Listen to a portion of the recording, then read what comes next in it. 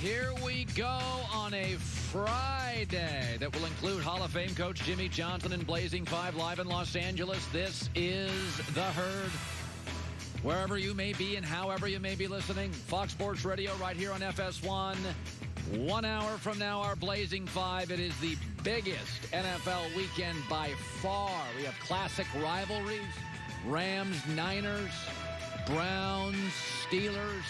We have iconic Hall of Fame level quarterbacks meeting. Brady and Rodgers, and Joy Taylor looks like she's on Broadway today.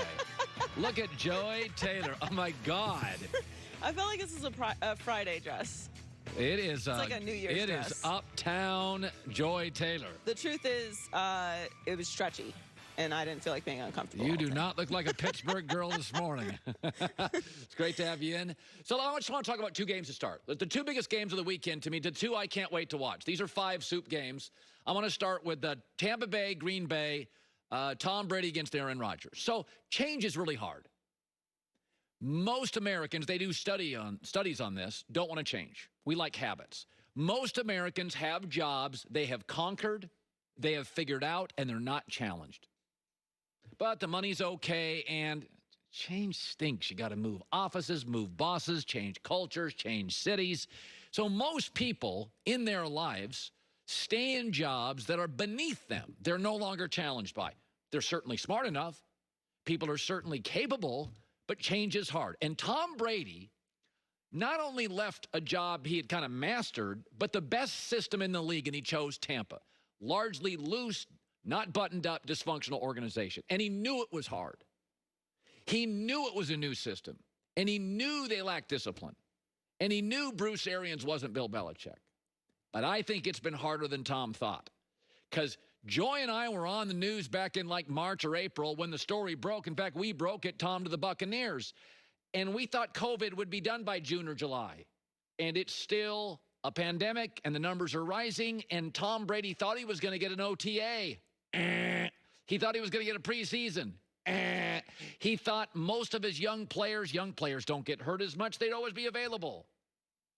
They're not. Again this weekend. Light practices, players hurt. Tom Brady is aspirational. And people that are take chances and take jobs that are challenging. But Tampa Bay's offense doesn't do anything well. They're 21st in yards per play. They're 21st in third down conversion. And if you've watched their offense this year, it's looked clunky. It's hard. It looks like it's hard. It's undisciplined. 25 offensive penalties. And then here comes Green Bay. It has looked easy. They are top 3 in third down conversion. They are top 3 in protecting the quarterback. They are number 1 in yards per play. So when you've got a big game and 2 great players, and one, we said this with LeBron and AD this year, the chemistry just looked easy. I probably should have picked up on this earlier. The chemistry for the Clippers always looked hard. And in the end, the team where the chemistry just fit and it worked and it was easy ended up winning the championship. If you've watched Green Bay this year, and they haven't played very good at defenses. I mean, they played sort of weaker defenses, but it's looked easy. It's not just winning. It looks like they're happy. They're functional. Devontae Adams is healthy. And for Tampa Bay, it has just looked hard, and Tom loves challenges, but I think this is tougher than he thought.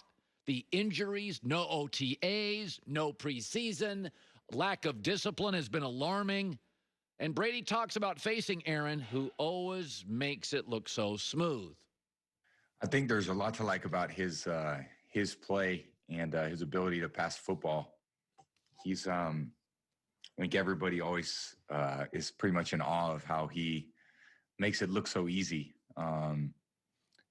Just the throwing motion, the velocity on the ball, the placement of the ball. He's, one of the great quarterbacks ever played the game.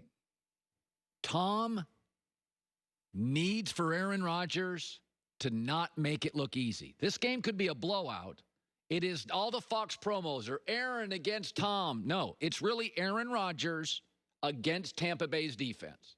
The only way Tampa Bay wins this weekend, if it's a little ugly for Aaron, if there's pressure on him, and if the defense carries him. Because Tom likes challenges, and when he signed with Tampa, he thought he was getting an OTA, a preseason, and young players who generally stay healthier than old players. None of those have transpired, and I like the Packers this weekend. Here is the other game I'm really interested in.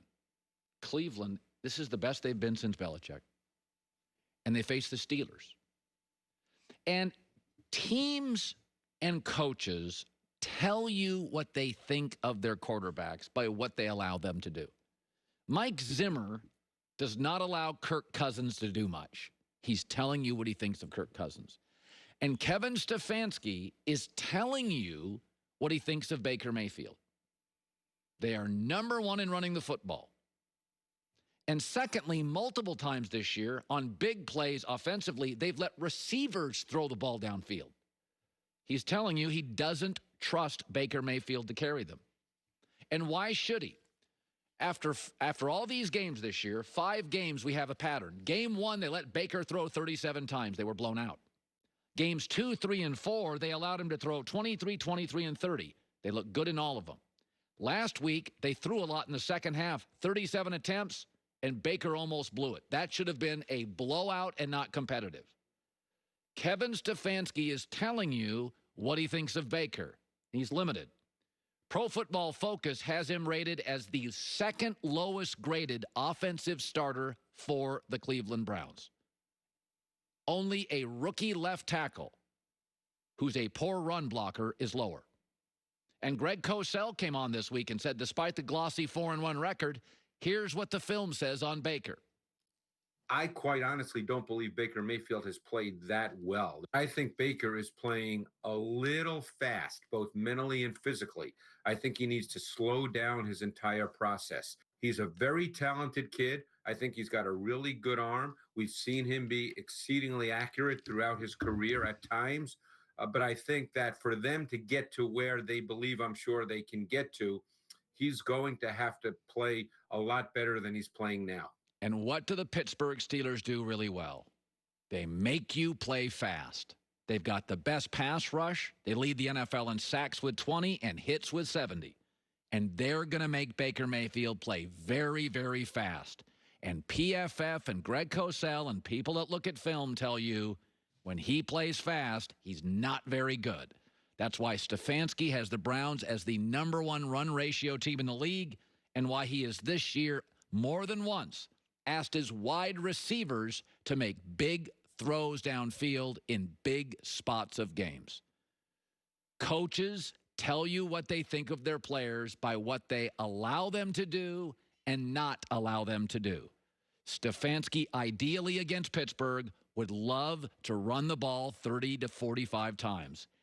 And he's not going to be able to because nobody's going to run the ball successfully 40 times on the Steelers this year. I like Pittsburgh. And Green Bay, 2 favorites this weekend. And I generally like underdogs. So a lot of different stuff on a Friday. Dodgers continue to melt down. You know, it's interesting.